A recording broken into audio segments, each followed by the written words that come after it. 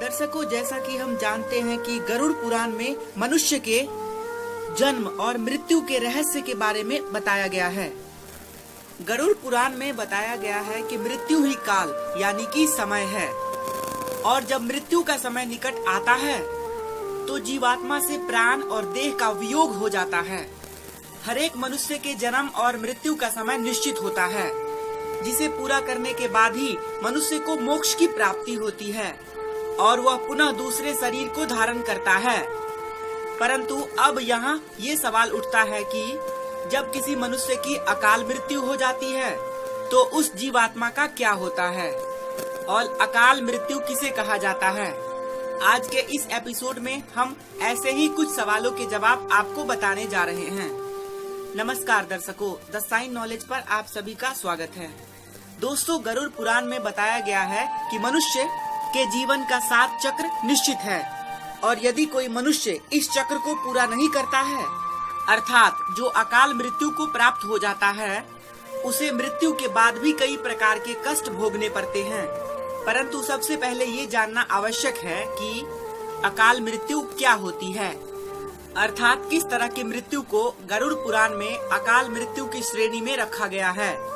गरुड़ पुराण के सिंहावलोकन अध्याय में बताया गया है, यदि कोई प्राणी भूख से पीड़ित होकर मर जाता है, या हिंसक प्राणी द्वारा मारा जाता है, या फिर गले में फांसी का फंदा लगाने से जिसकी मृत्यु हो जाती है, अथवा जो विष तथा अग्नि आदि से मृत्यु को प्राप्त हो जाता है, अथवा जिसकी मृत्यु जल में डूबने से हो जाती है, या जो सर्प के काटने से मर जाता है, या जिसकी दुर्घटना या रोग के कारण मृत्यु हो जाती है, वह अकाल मृत्यु को प्राप्त कर लेता है।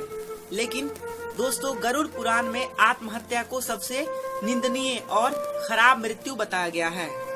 इतना ही नहीं, भगवान विष्णु ने आत्महत्या को परमात्मा के अपमान करने के समान बताया है। साथ ही गरुड़ पुराण में विष्णु ने बताया है कि जिस मनुष्य अथवा प्राणी की मृत्यु प्राकृतिक होती है, वह 3, 10, 13 अथवा 40 दिन के अंदर दूसरा शरीर धारण कर लेता है।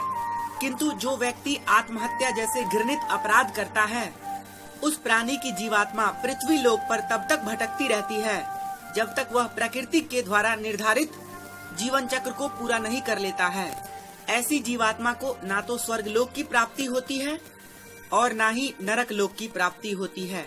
जीवात्मा की इस अवस्था को अगति कहा जाता है। इसीलिए गरुड़ पुराण में बताया गया है कि आत्महत्या करने वाली आत्मा अकाल मृत्यु को प्राप्त होने वाली सभी आत्माओं में सबसे कष्टदायी अवस्था में पहुंच जाती है, और अकाल मृत्यु को प्राप्त करने वाली आत्मा क्रोध, दोष, लोभ, वासना आदि की पूर्ति के लिए अंधकार में तब तक भटकती रहती है जब तक कि उसका परमात्मा द्वारा निर्धारित जीवन चक्र पूरा नहीं हो जाता है। परंतु अब यहाँ ये सवाल उठता है कि किसी भी प्राणी की अकाल मृत्यु क्यों होती है। तो दोस्तों, मैं आपको बता दूं कि इसका भी वर्णन गरुड़ पुराण में किया गया है, जिसके अनुसार जब विधाता द्वारा निश्चित की गई मृत्यु प्राणी के पास आती है तो शीघ्र ही उसे लेकर मृत्यु लोक से चली जाती है। प्राचीन काल से ही वेद का यह कथन है कि मनुष्य 100 वर्ष तक जीवित रहता है, किंतु जो व्यक्ति निंदित कर्म करता है वह शीघ्र ही विनष्ट हो जाता है। जो वेदों का ज्ञान न होने के कारण वंश परंपरा के सदाचार का पालन नहीं करता है, जो आलस से कर्म का परित्याग कर देता है, जो सदैव त्याज्य कर्म को सम्मान देता है, जो जिस किसी घर में भोजन कर लेता है और जो पर स्त्री में अनुरक्त रहता है, इसी प्रकार के अन्य महादोषों से मनुष्य की आयु छीन हो जाती है। श्रद्धाहीन, अपवित्र, नास्तिक, मंगल का परित्याग करने वाले परद्रोही और सत्यवादी ब्राह्मण की मृत्यु अकाल में ही यमलोक ले जाती है। प्रजा की रक्षा न करने वाला, धर्माचरण से हीन, क्रूर, व्यसनी, मूर्ख, वेदानुशासन से पृथक और प्रजा पीड़क क्षत्रिय यम का शासन प्राप्त होता है। ऐसे दोषी ब्राह्मण एवं क्षत्रिय मृत्यु के वशीभूत हो जाते हैं और यम यातना को प्राप्त करते हैं। जो अपने कर्मों का परित्याग तथा जितने मुख्य आचरण है उसका परित्याग कर देता है और दूसरे के कर्म में कार्यरत रहता है, वह निश्चित ही अकाल मृत्यु को प्राप्त करता है। और जो शूद्र द्विज सेवा के बिना अन्य कर्म करता है वह भी निश्चित समय से पहले यमलोक जाता है। तो ये हो गई अकाल मृत्यु और उससे मिलने वाले कष्टों की बात। चलिए अब जानते हैं कि अकाल मृत्यु के बाद कौन सी आत्मा किस योनि में भटकती रहती है। गरुड़ पुराण में बताया गया है कि जो पुरुष अकाल मृत्यु को प्राप्त करता है तो वह भूत, प्रेत, पिशाच, कुष्मांडा, ब्रह्म राक्षस, बेताल या क्षेत्रपाल योनि में भटकता रहता है। जबकि कोई स्त्री अकाल मृत्यु को प्राप्त होती है तो वह भी इसी तरह की योनि में भटकती रहती है, लेकिन उसे अलग अलग नामों से जाना जाता है। जैसे कि यदि कोई नवयुवती स्त्री प्रसूता अकाल मृत्यु को प्राप्त होती है वह चुड़ैल बन जाती है। वही जब किसी कुंवारी कन्या की अकाल मृत्यु हो जाती है तो उसे देवी योनि में भटकना पड़ता है। इन सब के अलावा गरुड़ पुराण में अकाल मृत्यु के कारणों से मृत आत्मा की शांति के लिए बहुत सारे उपाय बताए गए हैं।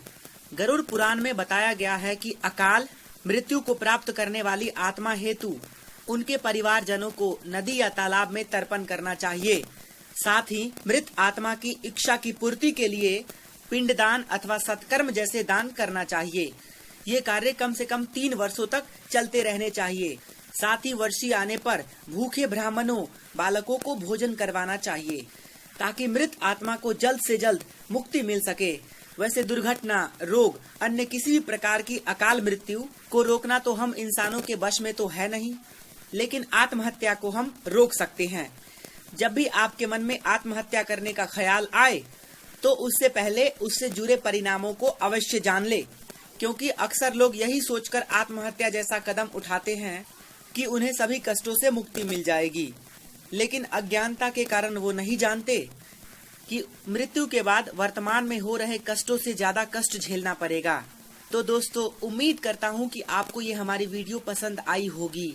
अगर पसंद आई हो तो इसे खुद तक सीमित ना रखें, बल्कि दूसरे लोगों के साथ भी शेयर करें ताकि उन्हें भी यह जानकारी मिल सके कि हमारा जीवन कितना मूल्यवान है और हम जिन कष्टों से दूर होने के लिए आत्महत्या जैसा अपराध करते हैं वह हमें कष्टों से दूर नहीं करता बल्कि और कष्ट में डाल देता है। धन्यवाद। दर्शकों, जैसा कि हम जानते हैं कि गरुड़ पुराण में मनुष्य के जन्म और मृत्यु के रहस्य के बारे में बताया गया।